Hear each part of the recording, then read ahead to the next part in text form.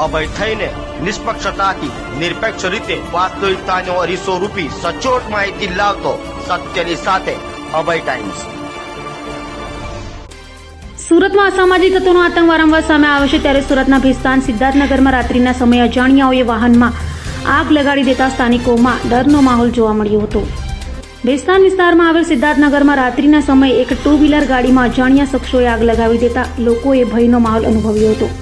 ઘટનાને અંજામ આપી અજાણ્યા શખ્સો ફરાર થઈ ગયા હતા, તો ગાડી માલિકે ઘટના અંગે તરત જ પોલીસને જાણ કરી હતી, જે જાણ થતાં જ પોલીસે ઘટના સ્થળે પહોંચી આગળની કાર્યવાહી હાથ ધરી હતી।